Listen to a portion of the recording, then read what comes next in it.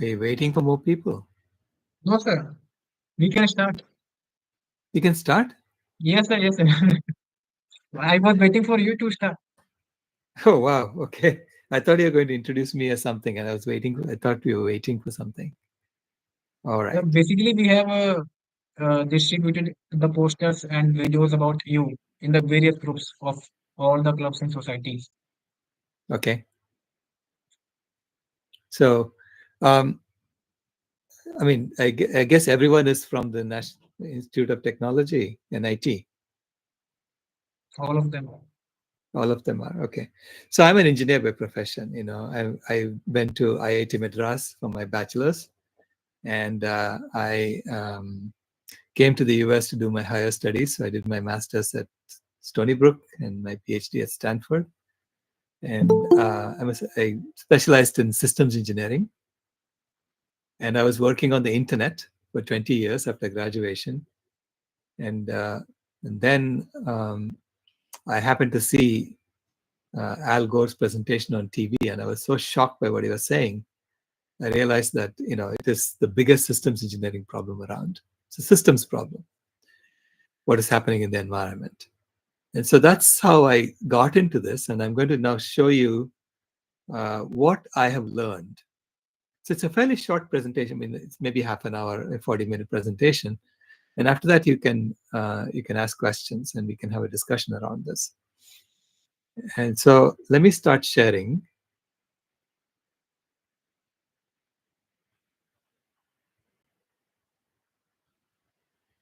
So I call this the greatest transformation in human history.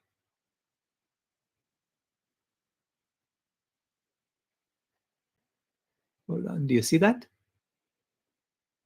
Yes, sir. Yeah. Hold on a second.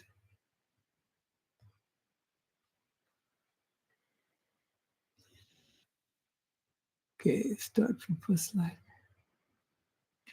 So I claim that this greatest transformation in human history is happening right now. I shouldn't have done that. All right, hold on.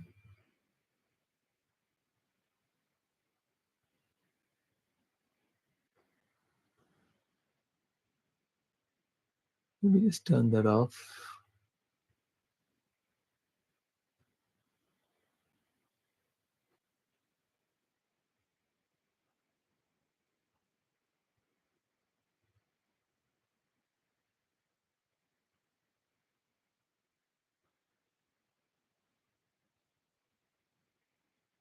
All right. So it's insisting on showing you on the right side this. So don't worry about it. All right. So I call this the greatest transformation in human history because it is asking for a complete infrastructure upgrade of our civilization. That's what we are being called to do. Now, I made this realization in 2008, about 16 years ago now, when I took this picture. And this picture is a uh, picture of a fence in Rajasthan, India. And to the left of the fence, I could see old cows walking around eating anything new that was growing on the ground. And to the right, I could see a lush green forest because uh, animals could not get in there.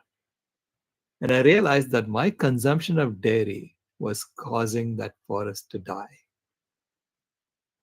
So I immediately decided to drop dairy on the spot because I realized that the my consumption of dairy was literally destroying my planet. That wasn't my intent, but that was what was happening. And I'll explain to you why that is destroying my planet. Okay. So I became vegan on the spot. And people come to veganism through many different angles.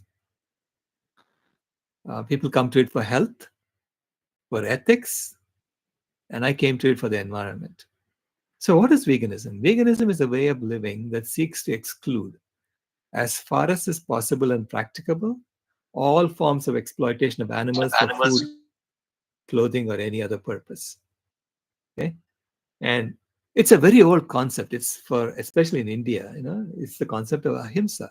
I mean, the original Hindu vegans were the Hindu rishis who used to go up in the mountains in the Himalayas to meditate, and they didn't take cows with them, right? So they went there and they were eating plants most of the time. So they were the original vegans on the planet. So I became vegan for the environment. And when you go vegan for health or for ethics, you could say, there is no urgency, because if I'm healthy, then I don't have to worry about it. Or uh, you could say, we have been exploiting animals for 10,000 years. So what's the hurry? Why do we have to change now? But when you go vegan for the environment, you do it with a sense of urgency. That's what I felt. A tremendous sense of urgency. It's as if my house was on fire. Imagine that your house is on fire and your children are in the room above the garage. And you're sitting there, in the kitchen making coffee. And by the way, this is my house that caught fire. Caught fire. It was a brand new house in New Jersey. It caught fire because I bought a brand new car and parked it in the garage. And there was a design flaw in the car, and it caught fire the next morning. I didn't know that. All I, uh, my children were in the room above the garage, and they came running out saying, "Dad, there is smoke coming out of the vents." And I said, "Don't worry about it. It's the heater must have come on, because it was just, winter. The winter had just started." And so I told them, "Go back," because I was busy making my coffee, my morning routine. Then within a minute, they came running out saying, "There's black smoke coming out of the vents." And this time I paid attention. I went and checked, and sure enough, there was black smoke coming out of the vents. And then I ran down, opened the door to the garage, and the car was spitting flames at me. So I realized at that point that there was nothing I could do, that I had to get out of there as quickly as possible. But, my only thought at that point was, how do I save my children? I wasn't interested in saving my passport or my documents or my, valuables in the home. Nothing. Just life. Life was the most important that we wanted to save. Okay. And I say the same thing is happening on the planet today. In 2009, the Stockholm Resilience Center wrote a report saying that there were 3 fires on the planet. 3 fires, meaning there are 3 things that we were doing that were causing life to potentially die off on the planet. The first was nitrogen. So that's the N here, this one, nitrogen. So we're using too much nitrogen from the atmosphere, and we're causing life to die because of that. Second was climate change, and the third was loss of biodiversity, loss of wild animals. So this is what they had estimated were the 3 major fires on the planet in 2009. And that became like 4 fires in 2015. There were 4 boundaries. So nitrogen and phosphorus were together as one boundary. And they included land system change as the other one. Okay, they included that. And then in 2023, now they were saying there are 6 boundaries. There are like 6 fires on the planet. I call these fires because these are violations in the life support systems on the planet. Okay, there are systems that support life on the planet. The nitrogen cycle, the phosphorus cycle, the carbon cycle, the water cycle. These are all cycles that if you stay within the bounds, it'll support life. But if you go outside the bounds, it can kill life. And on 6 of them, we were outside the bounds. So it's like having 6 fires on the planet. Okay? And the worst of it is the loss of biodiversity, the loss of wild animals. They're dying so fast that we have to change very, very quickly, okay, to address this. They were saying that there was a report by the World Wildlife Fund, Living Planet report, saying that between 1970 and 2010, 52% of all wild animals died off on the planet. Well, they didn't die off, we killed them. Okay? So we caused them to die off. So we have to take responsibility for that. So we caused that to happen. And when that report came out in 2014, I extrapolated that, assuming that we were killing wild animals proportional to the size of our economy. When I extrapolated that, I got to 100% within 2026. And I was shocked when I did that calculation. I thought, if it's that bad, we're killing all the wild animals so quickly. Why isn't everybody working on this full time? Then I thought maybe my calculations are wrong because I'm using a very simple model, assuming that they're proportional to the size of the economy. And then the next report came out in 2016, and it said that between 1970 and 2012, we wiped out 58% of all wild animals. So from 52 it went to 58 in 2 years. Now, when I say we're going to hit almost 100% by 2026, I don't mean that every wild animal will be dead. I'm saying you will reach a point where it's almost impossible for you to bring them back because they're isolated. Uh, they have been disconnected from each other. Like the tiger cannot find another tiger to mate with. So you'll get to that point where it's almost impossible to bring them back. So that's 2026. That's the rate at which we are killing wild animals. And um, but then in nature, you observe that every animal belongs exactly as is. Okay? Every animal belongs exactly as they are. The animal may seem to be destructive, like this elephant seems to be destructive because he's breaking branches of trees, eating the leaves, throwing the branch away, breaking another branch, eating the leaves, throwing the branch away, and so on. But uh, but wherever the elephant broke branches of trees, the sunlight was streamed down to nourish the underbrush. And then nature sends a signal to the elephant saying, stop. And the elephant stops at some point. She stops and then she walks in the forest, right? But wherever she trampled on bushes in the forest, that's when new pathways are formed for all the animals to use. So the elephant has no choice but to belong in nature exactly as he is. And to me, nature is the perfect system design. And I say, okay, if nature is the perfect system design, then what are we doing? What have we been doing so far? And it turns out that we also belong exactly as we are when we look at it another way. Our superpower as human beings is the control of fire. We were given the control of fire 500,000 years ago. And we have been able to start fires whenever we want. And over the last 10,000 years, we have used this technology in order to heat the planet. So as soon as we admit that we're heating the planet, we realize that we have the power to heat the planet, which means we have the power to cool the planet too. So I say that we have been woken up and we have now been told, stop heating the planet. You have heated enough. Now you have to start cooling the planet. Just like the elephant, it's a signal saying, stop cutting branches of trees. You're done with that. Now you're getting the signal saying, stop heating the planet. And now you can start cooling it. And say that brings us to the transformation that we are called to do today. And we know how to do it also. Because we know how to do it based on how we use the earth today. We are using 91% of the earth's surface for ourselves, land surface for ourselves, and the entire ocean. It's like we have access to all this technology and we are saying, okay, how can we grab stuff as quickly as possible, right? That's what's going on. So we're using 91% of the earth's surface for ourselves, and most of it is for the food we eat. So I'll tell you, this is just data from the Intergovernmental Panel on Climate Change. I've just color coded it and put it all in one spot to help you understand. So what they're saying is that if you take all the land we're currently using for monocultured forests, these are paper, timber, these are same trees being planted over and over. And if you put it all in one spot, it will cover North America, it will cover all of Central America and a little bit of South America. It's 22% of the ice-free land area of the planet. If you take all the original forests that are now scattered all over, okay, there's some in the Amazon, there's some in the Congo, some in the Himalayas.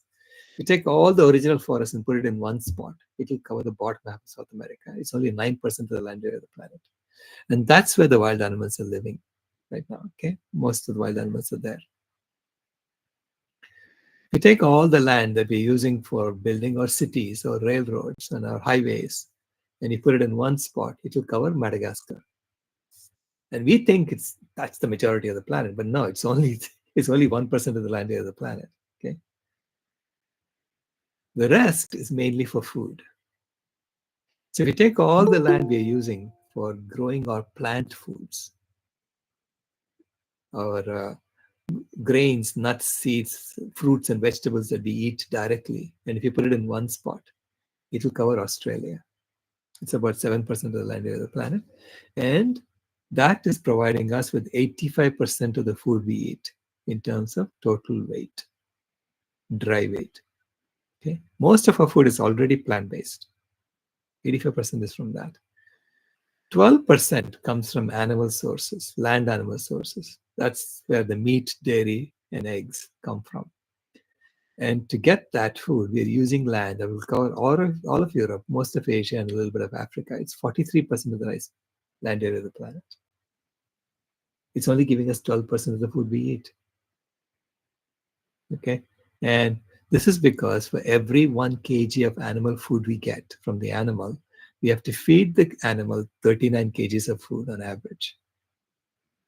It's that inefficient. And the remaining 3% of the food we eat comes from the ocean, for which we have been bottom trawling an area of South America, the size of South America, every year. So we drag and kill everything in the ocean on that level every year to get just 3% of the food we eat. This is why going vegan, eating plant foods, and using plants, only plants for everything we do, will release all this land back to nature and the entire ocean back to nature. And we calculated that if we bring back the forests on the land we are currently using for just grazing animals today, you can reverse climate change. Because in order to grow the animal foods, we have cut half the trees on the planet. And the remaining 3 trillion trees are actually storing twice as much carbon as in the entire atmosphere, and 4 times as much carbon as in all the fossil fuels we have burned to date. Therefore, if you bring back the trees that we cut, we can reverse climate change. Okay. Not only that, we can reverse every one of these 6 planetary fires. We can quench all 6 planetary fires. So fresh water, when we bring back the forests on the land we are currently using for growing animals, the freshwater cycle will go from red to green. Land, again, if we give back 40% of the land back to nature, this will go from red to green. Climate change will go from red to green. Nitrogen and phosphorus, these are because of the fertilizers we use. And half the crops we grow using nitrogen and phosphorus are going to feed our animals. So if you stop using animals for any purpose whatsoever, this also goes from red to green. Chemical pollution. If we start eating only plant foods, we get only 1% of the chemical pollution in the food we eat compared to the animal foods you eat. So animal foods are now increasingly toxic. Every year it gets more and more toxic because the chemical pollution keeps accumulating in the environment. And this is why when we go vegan, we consume less chemical pollution into our bodies, and simultaneously the trees that we bring back will store all the excess chemical pollution in the atmosphere, okay, in the environment. So I say when we go vegan, it addresses chemical pollution both for the planet and for ourselves. And finally, when we give back the entire ocean and 40% of the land area of the planet back to nature, biodiversity can recover. Okay, we have to help them recover. We have to bring them in contact with each other so they can recover. But that's our job. Okay? That we can help them recover. So the first step in putting out the fires on the planet is to go vegan. And that's something I've been talking about now for a few years.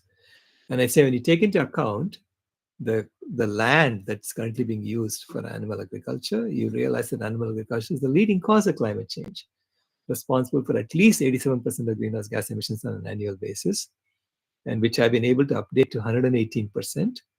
And you may ask, how can it be greater than 100%? It's greater than 100% because if the world goes vegan, and you're still driving around in cars, you're still flying around in planes, you're still turning on your AC like you do today, you will see the climate cooling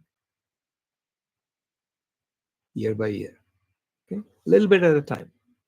So 18% more than what you're emitting will come down. So, uh, but the reason it's not being talked about, the reason it's not so widely known, is because of what Gus Pett said. He said, I used to think the top environmental problems were biodiversity loss, ecosystem collapse, and climate change. I thought that with 30 years of good science, we could address those problems. But I was wrong. The top environmental problems are selfishness, greed, and apathy. And to deal with those, we need a spiritual and cultural transformation. And we scientists don't know how to do that. So it's, me, mine, grab as much as you can for yourself. That's the game we are playing. So I'd say it's not fundamental to human nature. It's that we are stuck playing a game, and that is the game of money. Okay? The game of money is driving us to be selfish, greedy, and apathetic because the game rewards those who are selfish, greedy, and apathetic. Yeah. And so we need to now change the game. We need to change how we deal with this. I say there are several things that need to be transformed for us to address this. And this is where I come in because I'm a systems engineer, so I can do systems transformations. Oops. What did this happen? Okay. Yeah. So I say this is going from climate heating to climate healing is going from an ego-based system that's all about me, myself, grab as much as I can for myself. I dominate you, I dominate, man over woman, over animals, and so on. So that kind of phase, this is literally the phase of the Kauravas, so to speak, to a climate healing phase where we are serving the animals. And this is what I call the seva. And then from there, we move to the climate heating, harmonizing phase, which will be where we are all equal to each other. So from heating to healing to harmonizing, ego to seva. Oops, how did that happen?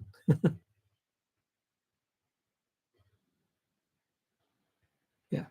So from ego to seva to eco, right? And this is, to me, the caterpillar turning to the chrysalis, turning to the butterfly. And I say this is inevitable. This transformation is inevitable because going from heating to healing is absolutely an imperative. And I mean, you're getting messages, you're getting signals. It's going to get hotter and hotter until you wake up and do it. And I say it's an infrastructure upgrade of our civilization. But the men who are running our planet don't seem to want to do it. So they need to be persuaded to do it by the women. And so the vegan movement is the fastest growing social justice movement in the world today. And 80% of vegans are women. So it's a women-led movement that's happening. And that's causing this to transform. And as the world goes vegan, the entire civilization is going to crumble because they have to now figure out how to deal with shrinkage, right? The economy is going to shrink. And when the economy shrinks, then you cannot do the old model anymore. So I see it's a complete transformation that's happening. It starts with the transformation in values. The values transformation is going from deception to honesty. Right now, we have been deceived into consuming meat for protein or milk for calcium. That's a deception. There's plenty of protein in other foods because think of an elephant. Elephant is eating just plants and growing really, really big. So where is the elephant getting protein from? Plants. Uh, where is the cow getting calcium from? Plants. So we have been deceived into consuming things that we don't need to consume. So from deception to honesty, from domination to humility. We are here to serve the planet, not the other way around. We're not here to dominate anyone. And then from death for the animals to happiness, and from diseases to health, diseases for human beings to health for human beings, and from destruction of the planet, harmony with the planet. So the 5 Ds to the 5 Hs, that's the transformation in values that's happening. And I say, any new thing that you work on, measure it against the 5 Hs. See if it makes sense in the 5 Hs, and then you will be in the right model. But Steve Kaufman said meaningful reforms are not possible until goals change. So we have to change our goals. If you look at the Sustainable Development Goals of the UN, I mean, all the goals look good, right? No poverty, zero hunger, good health and well-being. Except when it came to goal number 8, and I said, what is that doing there? Because the goal number 8 is economic growth. And I say, if that's a redundant goal, because if you meet all the other goals, like no poverty, zero hunger, good health and well-being, why do you need to grow the economy? Do you care that the economy is growing or not? Nobody cares because you met all the other goals.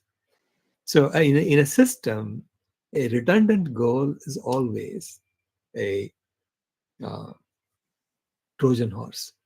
So you have to throw it out first. So I threw it out and I said, zero animal exploitation, I replace it to zero animal exploitation as a goal, because that goal makes all the other goals easy to meet, number one. Number two, the UN's overall objective is peace and prosperity for people and planet. But how can you get peace and prosperity for planet if you're exploiting animals? So clearly, zero animal exploitation has to be a goal if you really are sincere about peace and prosperity for people and planet. So I'm asking the UN to be serious. That's all. To be serious about what they're doing.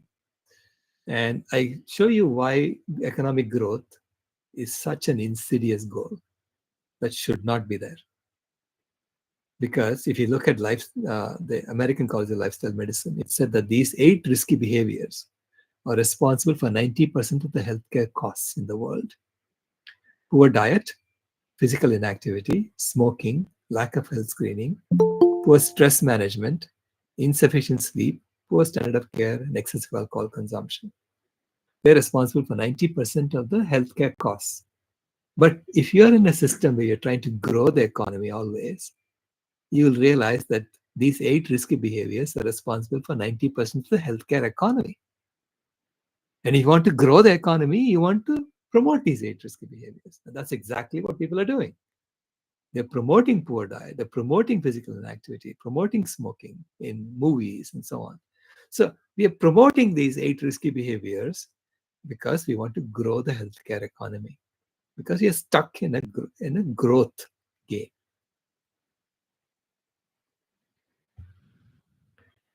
And we are lied to about protein. And I told you this before. I mean, here is the amino acid profile of animal foods on top and plant foods at the bottom. All the rest are plant foods. And you'll notice that plant foods have the same proteins. All plant foods have all amino acids. Okay. And there is actually a database with 30,000 plant foods. And not a single one of them have any amino acid missing. So you'll get your protein if you eat plants. And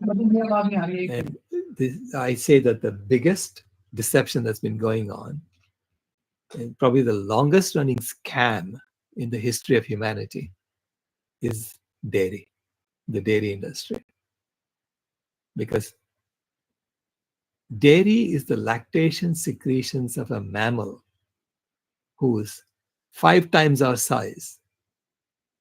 Okay, she's 5 times our size, and it is designed to make her baby grow from calf to cow in 18 months. And we only have to grow from baby to adult in 18 years. So we have 1/5 the size of a cow, and we only have to grow 1/10 as fast as the cow. So which means that the cow's milk is a fluid that's designed to make your body grow 50 times faster than you वो need to main grow. कुछ होंगे, main Obviously, it's quiz going to cause you और inflammation. दोनों को Obviously, it's going to cause you diseases. हाँ हाँ हाँ जो नीचे And व्हाइट कलर का 60 वो है to 80% of Indians are lactose intolerant, हाँ meaning it's हाँ causing कर them देना मतलब वो inflammation, तो नहीं which is चाहिए what you'd डेट मेन expect. क्विज चाहिए थे Okay, it's actually quite normal to be inflamed when ji, you ji, consume यही था, यही dairy. था। And 60 to 80% of okay, Indians thank you are sir, thank you भैया। inflamed when they consume dairy. And they do bye get bye. all kinds of diseases, and they are taking other medication thinking that that's the ठीक है sir, problem. Bye They have bye. a different disease. When in reality, it is allergy to dairy. And you can see that some Europeans are the ones who have 0 to 20% lactose intolerance. So some Europeans had a genetic mutation that allowed them to consume dairy. And they then went and imposed it on everybody. So I say dairy is a colonial product of colonialism. And you know why the European Economic Commission funded the National Dairy Development Board in India? They funded it because they wanted cheap beef. And when you persuade Indians to consume a lot of dairy, they're actually paying for the cow, for the upkeep of the cow on a daily basis.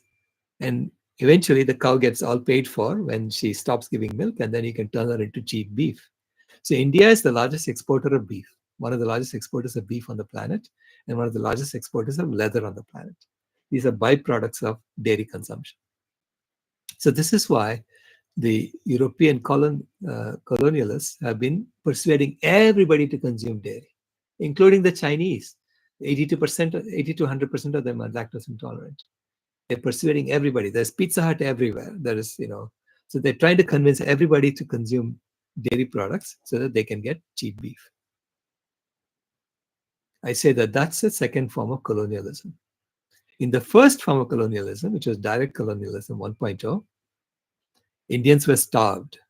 So India went through 25 famines between 1857 and 1947, so that Indians were persuaded to migrate to other countries and become laborers, indentured laborers. Today, we are being made to consume dairy and meat and unhealthy food so that we become customers for the pharmaceutical industry. So I say that this is the same form of colonialism. It's just about extracting resources from other places and from other people, making them do things they don't want to do. And I say it's a social justice issue. So, and of course, all transformation begins with self transformation. You have to transform yourself. You have to become healthy first before you can help others become healthy. I call this the oxygen mask rule, the self transformation from poor diet to healthy vegan diet, from physical inactivity to regular exercise and yogasana, from smoking to conscious breathing and pranayama, from lack of health screening to regular health routines or sadhana, from poor stress management to meditation and awareness. So I say, this, if you do these 5 things, then you'll get adequate rest and sleep. You'll get adequate sleep. From poor standard of care to a sense of purpose. So you're here for a purpose. You're here to cool the planet and to harmonize it and maintain it forever on behalf of all the other species. So we are the thermostat species of the planet. So now we have a sense of purpose. Okay. And based on that, we have to find our own role in how do we contribute to becoming, the thermostat species of the planet. And from excessive alcohol consumption, which comes from a disconnection with nature, to contact with nature, to alignment with nature. I say if you do these 8 healing habits, healing behaviors, you will get healthy. And when you get healthy, then you will become a climate healer. You can help others become climate healers. So the civilizational transformation, it's about building it's an infrastructure upgrade to our civilization. We have to first change the education system because we have been deceived into doing things that are not in our best interest. We have all been educated to build the world that we currently have, which is a world that's destroying the planet, right? So we have to now educate ourselves to heal the planet. And we have to adopt the 8 healing actions. We have to change our goals, so emphasize social goals. We have to come up with a different constitution. How do we organize ourselves as a species so that we can restore the trees on the planet, restore the forests? We have to stay within the bounds of the planet. So that's called donut economics. And that's the economics that we need to be implementing, not just infinite growth. You know, I mean, anyone who comes around promising infinite growth he's talking through his hat. He doesn't understand systems. And and then we have to rewild the planet. So support rewilding efforts. And then recognize that you're part of nature. You've always been a part of nature, that you have always been, you know, um, you have all been used as a tool, to restore the planet. So come home to your true vegan nature. That's vegan spirituality. Oops. Again, I did that. And we have to transform the money game. Right now, the money game is a Ponzi scheme, right? It's a scheme that demands growth. So I say, how do you have to transform all our games, not just money game. Game of cricket, you have to transform that. Why? Because it's a game in which there's one winner and all the rest are losers. Anytime I play a game like that, that's a finite game. Finite game is a heating game. All finite games are heating games. So you have to create infinite games. Infinite games are games that can continue forever. And that's a healing game. So you have to change the money game fundamentally to be an infinite game in which everyone belongs. And we have some ideas on how to do that. Again, that's we call it Aquarius. I'm happy to share about that later. I don't want to go into that. I also teach about the Bhagavad Gita, because the Bhagavad Gita helps each one of us figure out, okay, there is a transformation happening. How do I fit in? What is my role? So what is your swadharma? And that's what I help people understand. I've been teaching this. I teach one chapter a week.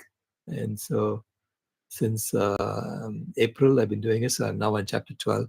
So I'll start again in September. So I'm happy to invite you to come and join me for that. We had a debate about this at Oxford, and we won the debate, which means that the students, at elite institutions have agreed that the future is vegan. The future is vegan, then you better start getting into that future right now, as quickly as possible. And I say that we are on a journey, right? We have been on this journey. Our ancestors started this project 50,000 years ago when we migrated out of Africa and went to every part of the world. So 50,000 years ago, they started the project. It's a climate heating project, I call it. And we have done this now for 10,000 years now. So it's like we've been running a marathon. We have done 26.197 miles out of 26.2 miles of a marathon. We only have 14 feet to the finish line. But to get to the finish line, you have to make a U-turn. You have to start cooling the climate. So instead of heating, that's a U-turn you have to make. But if you go straight, there's a McDonald's. And there's a clown standing outside saying, come, come, come. And he's going to kill you if you go there. Now you have a choice. Because the transformation from heating to healing is a transformation from fear to love. So love always comes with choices. You choose to love. It's not about forcing you to love. You choose. But you have to create that new system and you have to make that choice. So what are you going to choose?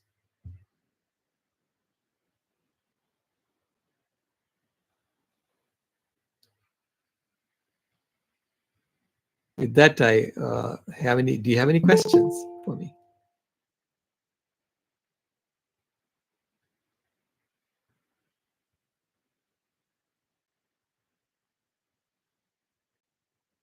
Is anyone having any questions?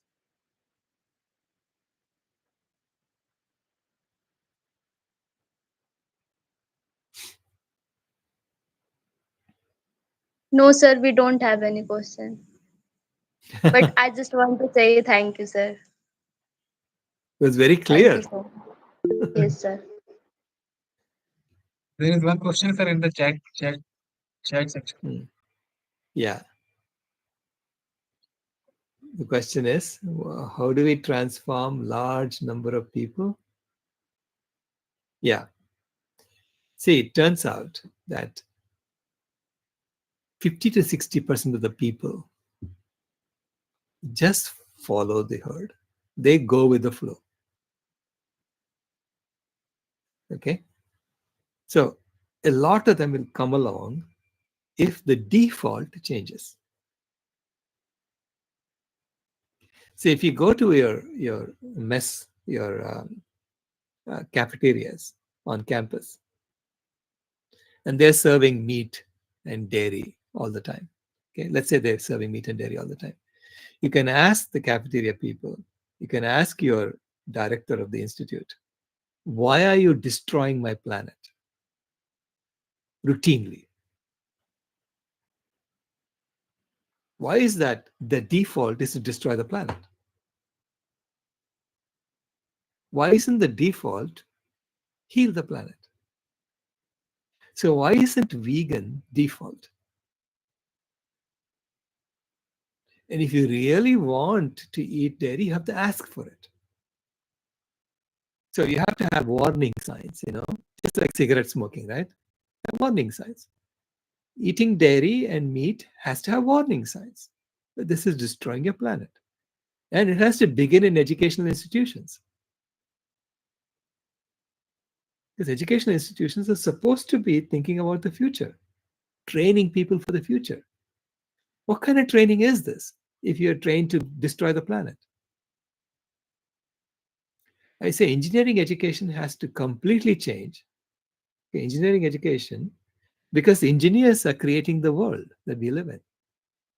And the world that we live in has these 6 fires going on.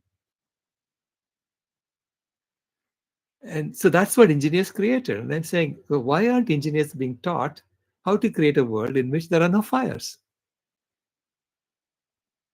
So everything that we do in engineering has to change. The processes have to change. You have to ask people, what are you educating me? You're educating me, asking me to use some chemical, for instance, in a process, but that chemical we know is toxic.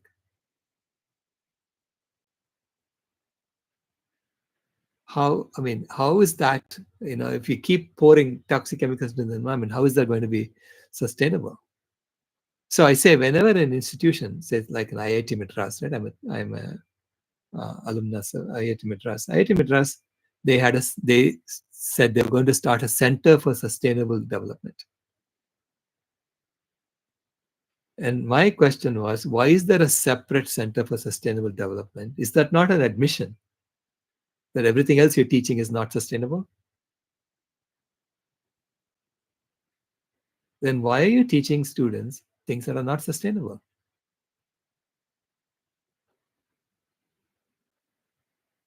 So everything you learn has to be sustainable, and so your consumption has to be sustainable. So it starts with the cafeteria, but it goes to every part, every engineering department has to now change, you know? And who is going to demand that change? The students have to demand that change. Otherwise, you're paying, not only are you paying good money, but also your lives, your 5 years of your life or 4 years of your life, you're spending learning things that are unsustainable.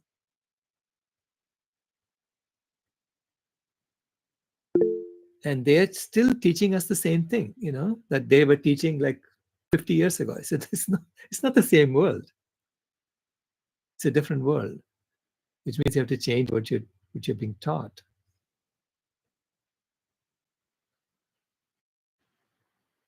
Sir, I have a question.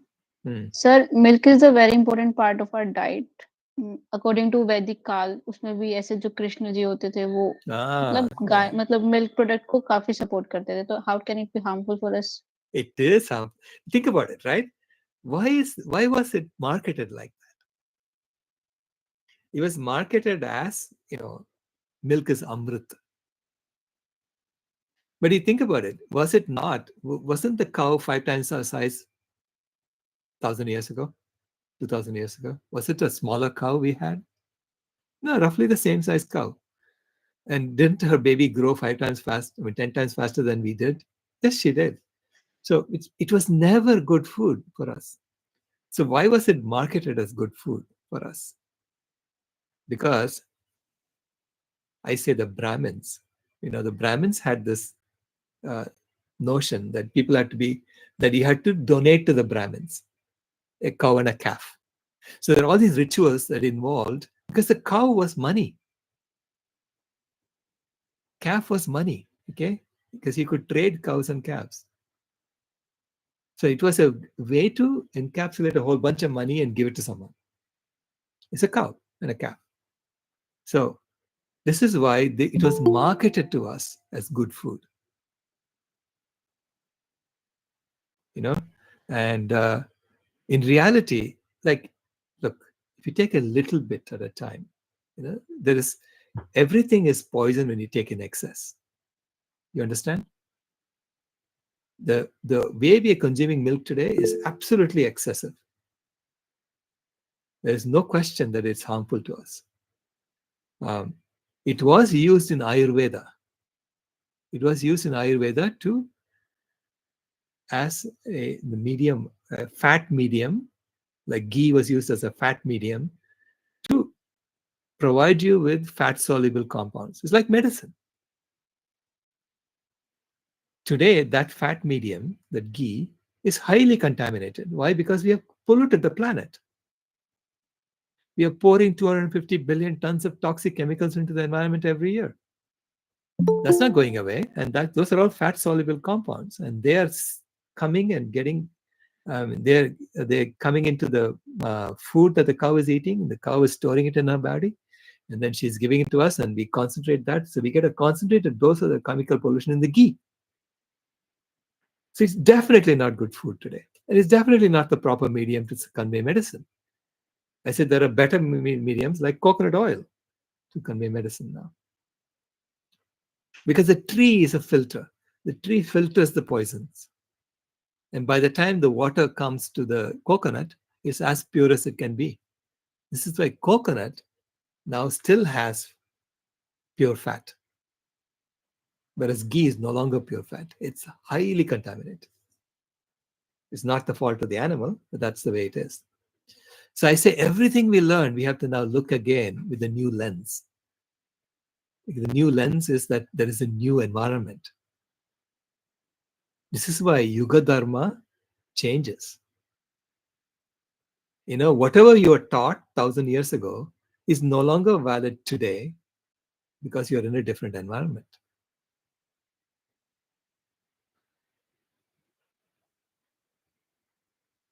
Yeah. Okay, sir. Thank you, sir, for solving my doubt. Sure. There is one more thing, sir, which I think I can add to this point. That the population was also different of both the yugas, of both humans as well as the cows. Currently, as you know, that we have artificial insemination. Right. Current at that time we don't have, but currently we have. So this is also different. So many things are different. My grandparents used to let the baby calf drink the milk and then take the rest for human consumption. They don't do that anymore because it's money. Milk is money, right? So you're saying the calf gets nothing. So there's so much going on that I say is no longer the same system. So is becoming vegan a practical solution as we are stopping dairy consumption like milk? Yes, it is. It's the most practical thing you can do to influence the system. You see, if everyone in NIT Kurukshetra goes vegan, okay, if everyone goes vegan, what are they going to do? They have to serve you vegan food. Right? They're not going to say, I will force you to drink milk. No, they have to serve you vegan food, and that changes the system. And what I also noticed is that once I went vegan, I started thinking clearly. I no longer had this, this inbuilt guilt that I always carried with me. So I started thinking clearly. And then I started seeing all of these patterns. Ultimately, look, solving climate change, solving all of our environmental problems is not that hard. It's about being kind to all life. If you're kind to all life, life will thrive. But if you're demanding things that are causing others to be unkind to life, even though you say, I'm not kind, I'm kind to life, but somebody else is doing it for me. Somebody else is killing the animal. Somebody else is skinning the animal and giving me the leather shoes. But when you pay for it, you're actually causing that to happen, right? So I say, if you're kind to all life in everything you do, you'll automatically uh, give more to the planet than take from the planet. And when you give more to the planet than you take from the planet will start thriving. Right now, we are taking more from the planet than giving to the planet. That's why the planet is dying. So it's very simple. Sir, one more question. Yeah, Sir, humans are very selfish, so they always want give and take relation. If we want, if we don't drink milk, then all cows will die because we will not give them food. right. Well, This is not kind for them, no? right. Well, you are starting with humans are selfish. I say there is selfishness and selflessness in all humans. There is good and evil in all humans. There is no such thing as an evil human or a good human. There's good and evil in all humans. Okay? It's what do you amplify? What do you encourage? And I say that we are playing a game today, the game of money that encourages selfishness. And then you say, of course, humans are selfish. Well, you asking them to play a game in which if they're selfish, they get rewarded. Then you say, why are they selfish? What do you expect? You know, that's the game you're playing. So I say we have to now play a different game. So we have to play a different game of money. And I would love for India to start that process, start creating a new game of money. Because India, I think, is one of the most connected. So I say this new game has to be digital, not paper-based, digital. And we can do a digital game in which everybody gets money automatically, right? So this tokens that automatically that allows you to go eat healthy food. It's only for healthy stuff you're able to use that. Okay, unhealthy stuff you have to pay for it. For the healthy stuff, you get a token.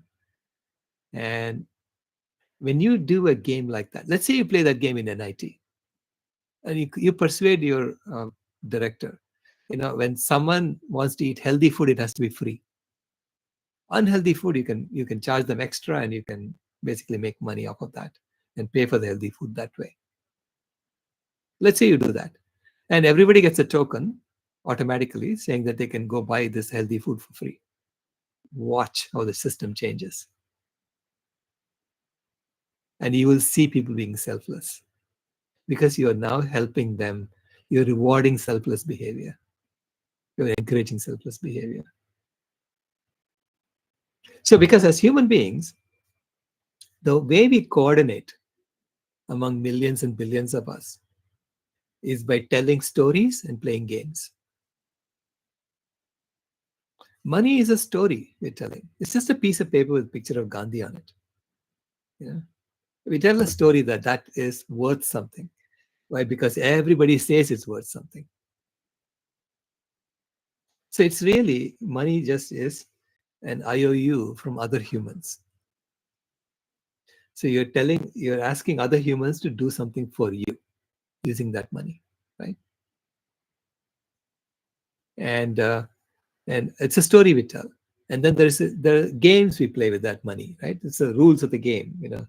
If I go take it from your pocket, then I'm a thief. But if I deceive you into giving me your money, then I'm a good businessman. That's a game again.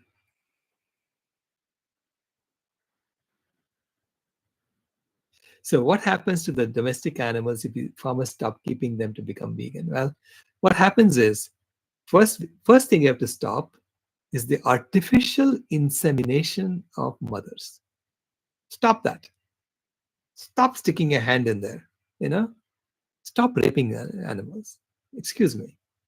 That's disgusting behavior. So stop that. When you stop that, automatically there'll be less cows brought into the world. Okay? So that's the first step. When everybody decides to go vegan, we have to stop abusing animals. First, by abusing the reproductive systems of the animals. We are abusing motherhood. Acknowledge that, okay? So stop that. When you stop that, then automatically the cows die off automatically on their own. You know, they have a natural lifespan of less than 20 years. And besides, everybody is not going to stop right away, right? So people are going to be eating beef, eating. So eventually, we are going to have to turn this around. I said that's how you would do the transformation. First is to stop artificial insemination, and so then we have to change the game of money. As I said, you have to have a new token in which, if you have that token, you get free food, free healthy food, right? And when you have that, then people will say, well, what do I do with my time now, right? How do I help others? So what do you think about the rural villages of India where milk-based products are consumed? They're not consumed a lot. They're produced a lot in the rural villages. They don't consume so much. In fact, most of the villages I went to in India, they're mostly vegan. They only milk the cow and sell the milk because they get money from that. For them, it's a source of revenue in the village. And I say to them, what if I gave you a plant milk maker? Instead of a cow, you get a plant milk maker and you can make plant milks because you're growing jowar, millets, and you can use that to make milk. Or you can grow soybeans and use that to make milk. And then you sell that same milk. The same milk guy was coming. Then you can start transforming them into plant milk makers initially. But eventually, as I said, we have to change the entire game of money. Why are the people in the villages stuck having to sell cheaply and buy expensively? Because that's how we are treating the villagers today. When they sell, they have to sell at a steep discount. If you go buy rice at whatever it is, 100 rupees a kg in the market, you go ask the villagers, they're getting less than 10 rupees a kg. The people who grew the villages, they're getting much less. Okay, so they have to sell cheaply, but then when they buy something, they buy not at 100 rupees a kg, they buy at 1,000 rupees a kg. That's the system we have, because everything gets concentrated in the cities and then it goes back to the villages. And every step, somebody's marking it up to make money. So that's the profit system that we have created. So that's how we move goods in the current system. So that's a very inefficient way of moving goods, and it's not even it's not fair. It's an unjust way of moving goods. And there are better ways of moving goods. There are better ways of creating this the flows in the system. So we have to look at flows and where people are, where the sources are and the flows, and we have to now sort of figure out how to optimize the flows and the sources so that we are minimizing our impact on the planet and maximizing the restoration of the planet. Right? That's an imperative for us, because if we don't do it, we're going to die. So it's a fire. There are 6 fires on the planet.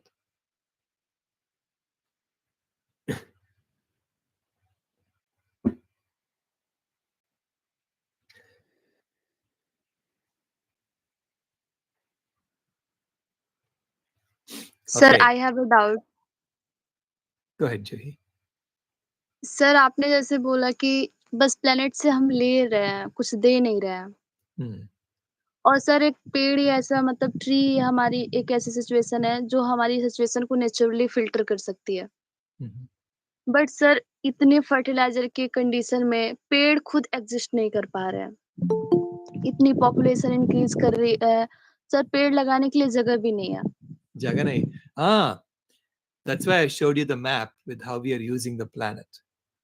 Sir So if you look at where we are all staying, it's only 1% of the land area of the planet. Okay. So we think we are a lot, right? पर sir वो जो land है भी वो इस fertiliser के situation में इतने गिरे हुए हैं कि पेड़ एग्जिस्ट करने में बहुत उनको प्रॉब्लम वगैरह हो रही है। तो No, सर कुछ और अल्टरनेट वे नहीं है कि हम प्लेनेट को कुछ और दे सके पेड़ की जगह पे?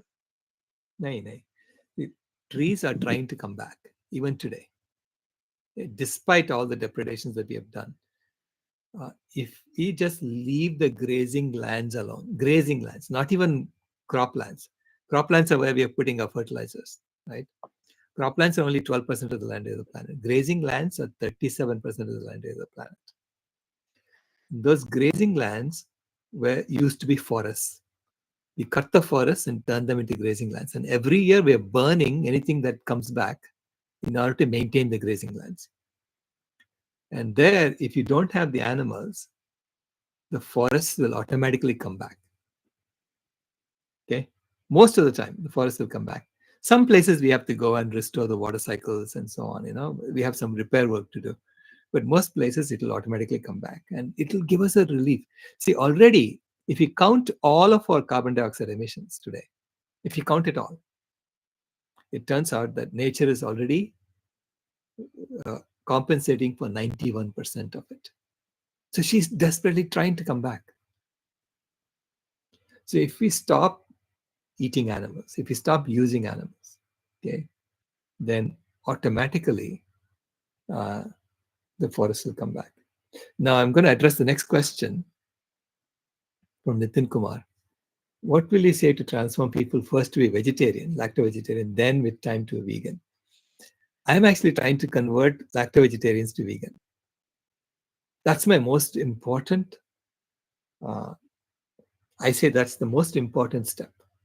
Because to me, lacto-vegetarians are lacto-vegetarian because they already have some sensibility that they don't want to hurt the animal, right? And I'm saying, now that you already have that sensibility, may I point out to you that milk is actually the worst way you can hurt an animal?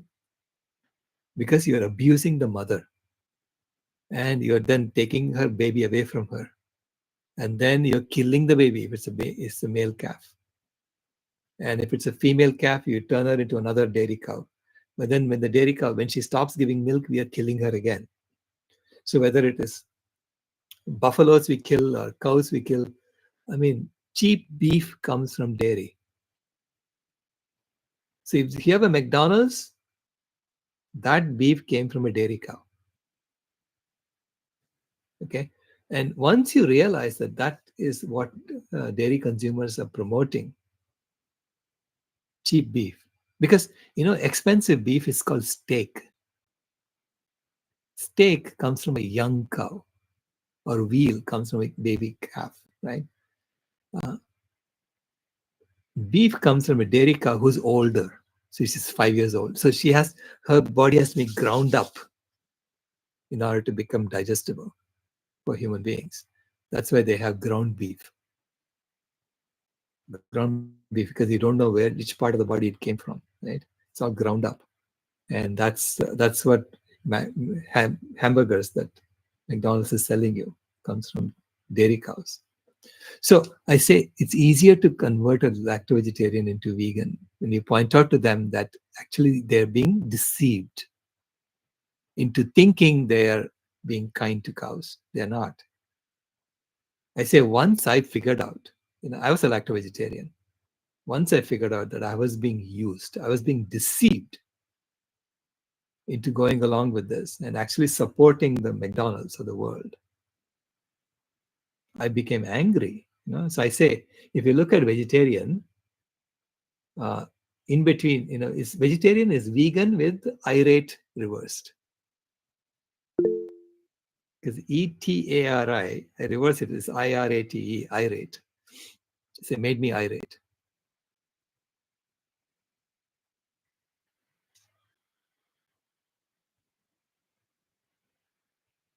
So an irate vegan is vegetarian.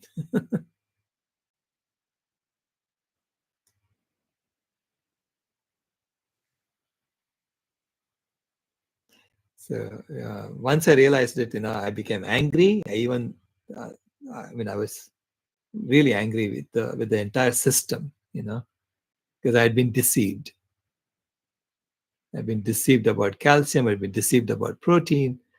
I've been deceived about we are kind to the cows. In reality, we were not. So I was really angry with the whole system. And then I dropped my anger. I became vegan.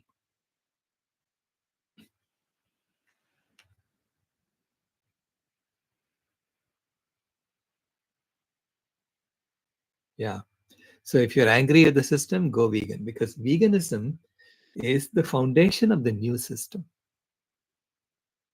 So vegans don't belong in the system. We are actually creating the new system. We don't belong in this system because this system is all about exploitation of animals. It's founded on the exploitation of animals. This is why, they are trying desperately in the UN.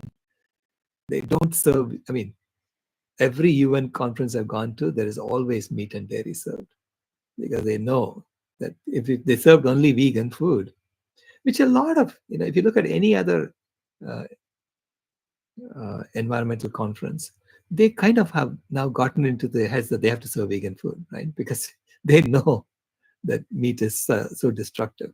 But the UN, no, they don't do that. They still serve meat and dairy. Even in the biodiversity conference, they're serving meat and dairy.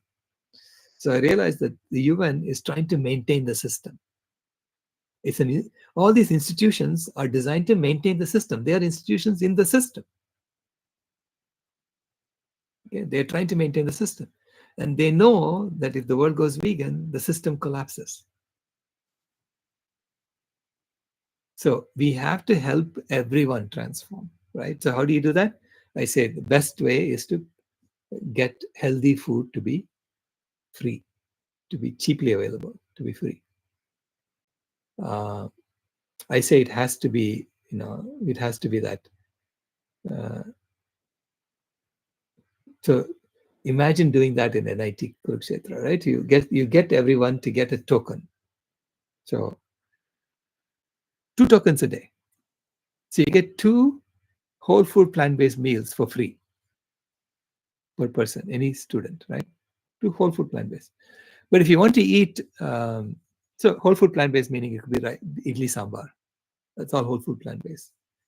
Or roti sabji, it's whole food plant-based. Okay, so a lot of basic Indian dishes are whole food plant-based.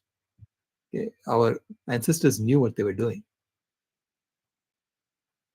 And so if you offer that for free, and if you make that tasty, okay, and you can train your cafeteria people to make it tasty, then healthy food will be free. And then you can charge 20% extra for the unhealthy food. If you want to eat chicken, you have to pay 20% more, whatever. So people then realize that, this is what the system is encouraging. This is what our institution is encouraging. If your institution is encouraging you to destroy the planet, then you have to question the institution fundamentally.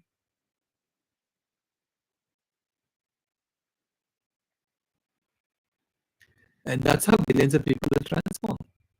Really, billions of people will.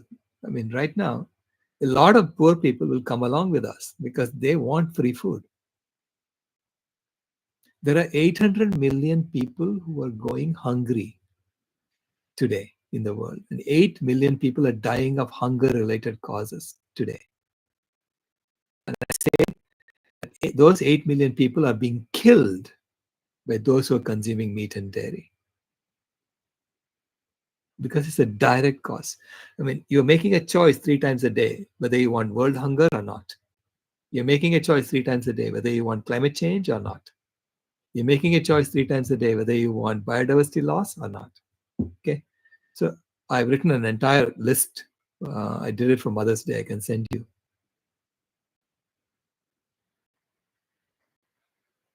Yeah, collaboration with some spiritual leaders, it will help. But unfortunately, spiritual leaders are really not leaders. Most of the spiritual leaders are just followers. They try to say what they think everybody in their flock wants to hear. So there are very few leaders, in your system. Yeah. Yeah, it will help a lot, if I can get Modi to say that. That will help a lot, right?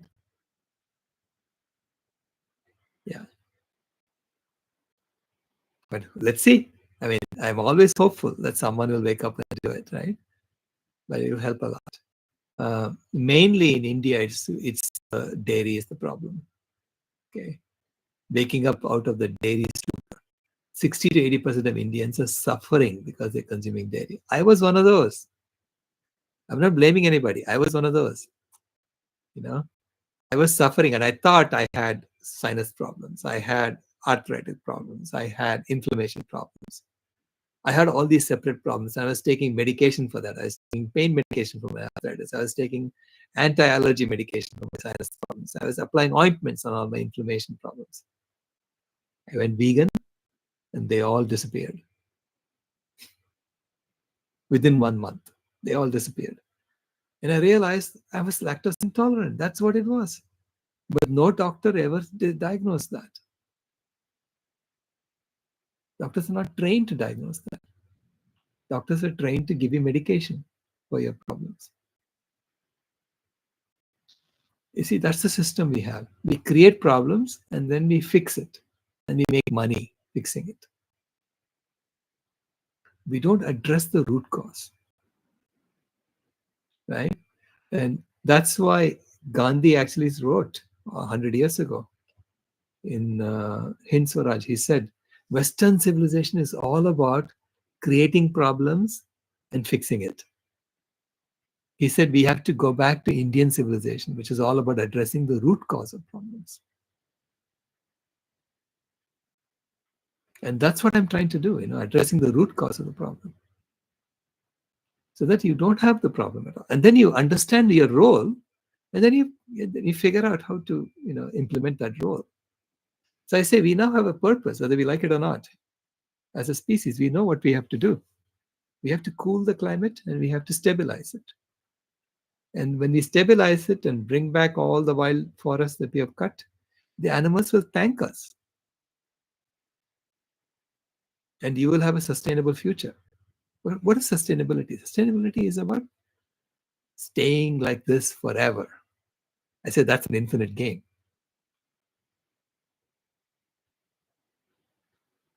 Right? That's an infinite game. Whereas winning, competition, those are finite games. There's one winner and all the rest are losers. No, we don't want to be the only winner on the planet. And all the animals are dead. They're losers. Because if they all die, you're going to die too. There is no future without the animals. There is no future without all the trees on the planet. Right? So knowing that there is no such thing as a winner, and among humans we are fighting to see who is a winner. Is it Elon Musk, or is it I mean, is Bill Gates or Elon Musk? Who's the winner? I say, if they want to be winners, I'd say, please take your spacecraft and go to Mars and stay there. Okay? Just stay there and get out of the way. The rest of us are going to sort it out here because we don't want to be playing that competitive game anymore. It's a heating game. Competition is a heating game. So we need to play infinite games, which are cooling games. The purpose of a finite game is to win the game. The purpose of an infinite game is to continue the game forever. So how would you continue the game forever? Well, that's what we have to figure out. Yeah. How do you play games in which the game never ends? Then you're training for sustainability. Yeah. And so we have to think in those terms. Everything we do, we have to think in those terms. So I say it's a transformation in our mind. It's a transformation in our spirit. It's a transformation in how we act, because we have to act in a way that we take less than we give. Right now, it's a game of how much can you grab for yourself, right? And so we honor those who have grabbed the most, because we honor those who have billions of dollars, right? So we put statues up for them. Well, why do you need that much? Why did you grab so much? We don't ask that question. But that's the game we are playing. Game of winners and losers.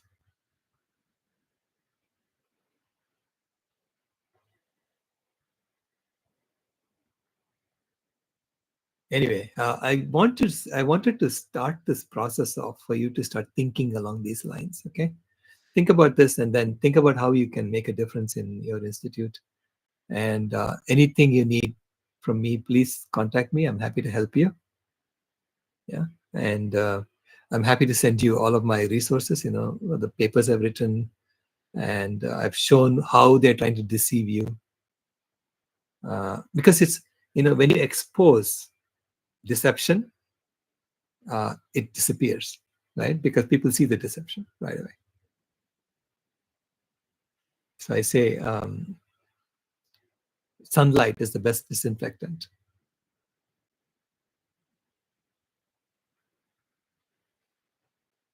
And when you start questioning your leaders and your administrators and stuff, they will. I mean, no one is trying to kill us, right?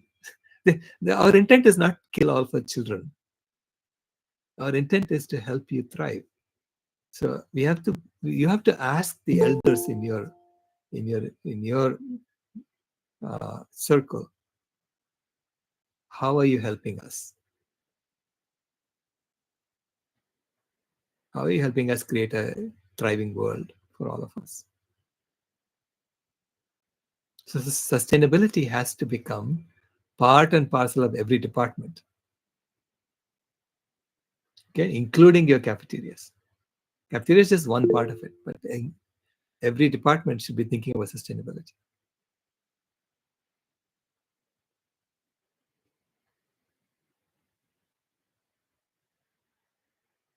Yeah, it is a global emergency, by the way, Nitin. It's not a national, it's a global emergency already. I can post a link to the brief I wrote, where I have references. If you go through the brief, you'll see references. And the first item in the brief, I think the first of, let me check, not the first item, sixth item or something like that, where I talk about a paper written in December of 2023. It appeared in 200 journals, the paper. And it said that it is a global health emergency. I'll send a link to Abhishek and he can share it with you all. Sure, sir, sure. Yeah.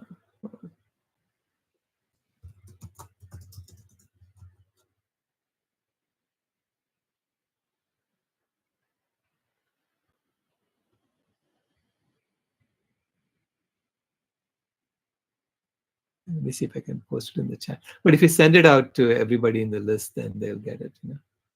Sure. Sir, there is one more question, sir, from my side. Okay. Sir, what we are planning is to meet different professors of our college and telling them those things. And then they will give lectures to all their students in the classrooms Mm, on this topic. right. So, can we use your name as a reference when we are talking to professors of our college? Absolutely. Absolutely. And I will send you this slideshow that I just gave. Yes. And in the slideshow, I have notes for every slide. Mhm. So it's not just the slide. You can look at the notes, and the notes tell you the complete story. Okay. Yes. And please share it with your professors and tell them that this is a global health emergency. Mhm. Okay. It's a global health emergency, and uh, you were concerned Yes, sure. that the students are concerned, and that it needs to be addressed on an institutional basis. And I can say, to address it on an institutional basis, you have to look at your curriculum, you have to look at everything.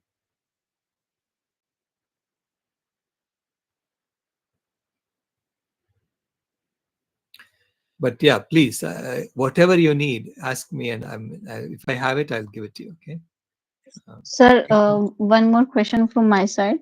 Sure. Sir, some people treat their cows kindly.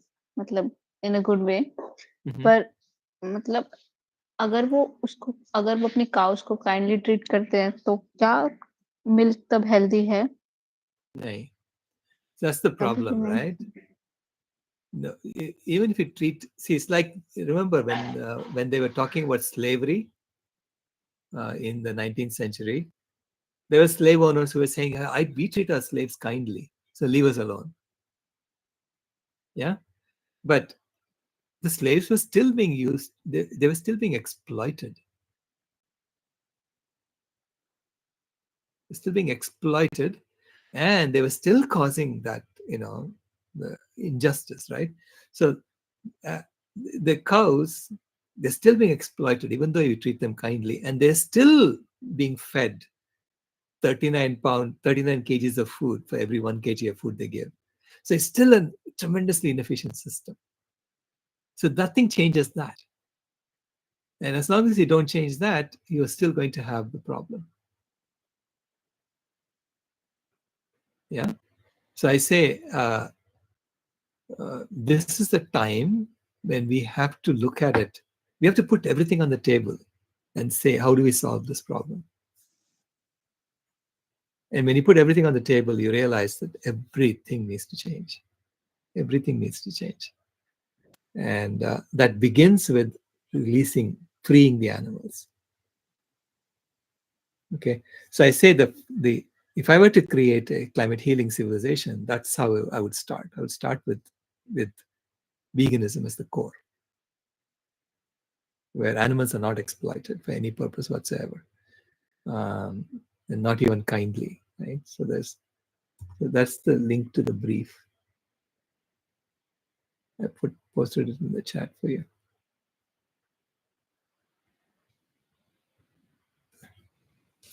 But it is there is a new organization called Founding Mothers, as opposed to Founding Fathers, called Founding Mothers. And the Founding Mothers, I'll put the link to their website. It's going to launch on July 5th. And they're saying, no more wars. We've had enough. No more killing. We've had enough. And they're asking the leaders, who are all men, it's time to turn over, time to stop and listen to the Founding Mothers. So it's a new world we have to create, and it has to be led by the mothers of the world. And a founding mothers will not exploit other mothers. And the cow is a mother.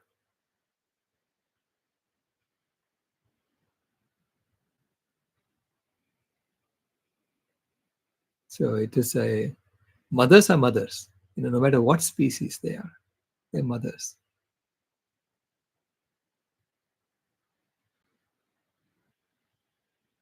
The founding mothers, I would say the founding mothers have to issue this new currency I'm thinking about, this new currency where you have that token and you get a free meal, free healthy meal.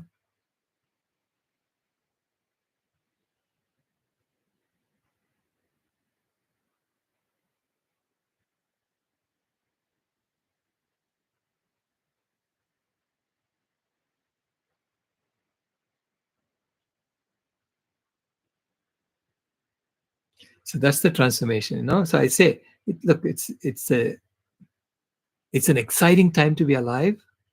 It's also a time where a lot of changes are going to happen. Because this is the caterpillar turning to the chrysalis. Okay, so that's the transformation. Because once we start cooling, see, ultimately, as an engineer, I know that I have to look at the output and see whether the output is showing that we're going in the right direction or not. So if you don't see the climate cooling year by year, you're not going in the right direction.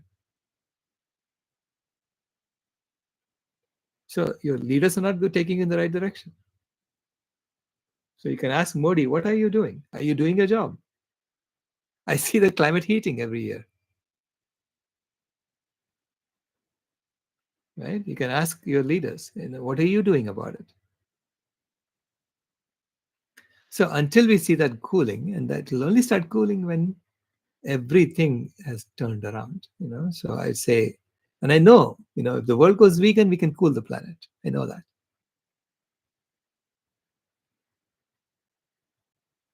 And I don't see anything else that we could do today that would make that statement.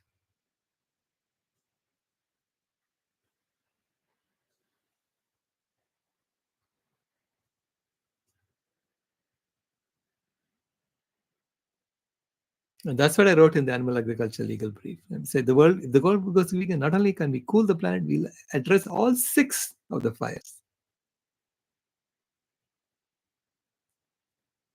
But that's a different world, right? It's a different world. It's a different way of organizing ourselves. It's a different way of. So it's like we are done with this phase and we have to move on to the next phase. You're done with your batting phase and you have to do bowling,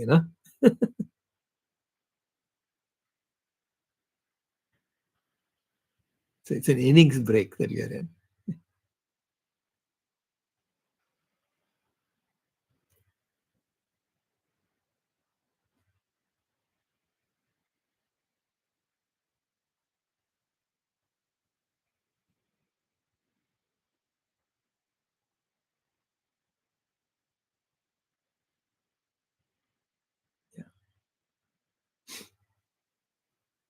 So, but you students have to demand it to be an emergency, right? That because, in this brief, I think it's the first reference is to that paper. If we go down to section 10 references, yeah, trying to treat the climate and nature crisis as one indivisible global health emergency. That was 2023 December paper. So just like the pandemic was an emergency, this is a global health emergency. And even the pandemic, is a global health emergency, but did they really treat it did they address the root cause? No. They're trying to make money off of it.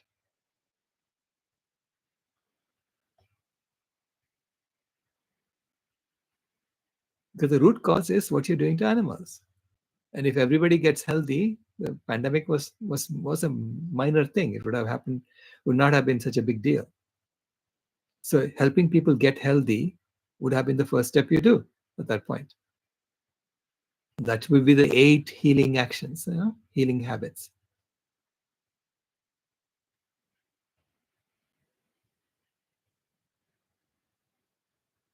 That's what everybody should have been promoting when the pandemic happened. Instead, they're making us stay indoors and then giving us vaccines. They can make money off of us.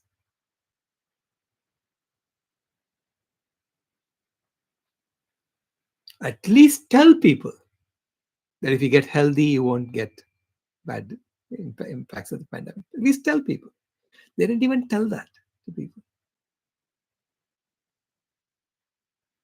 So it's disgusting behavior. I hold them responsible for all the millions who died.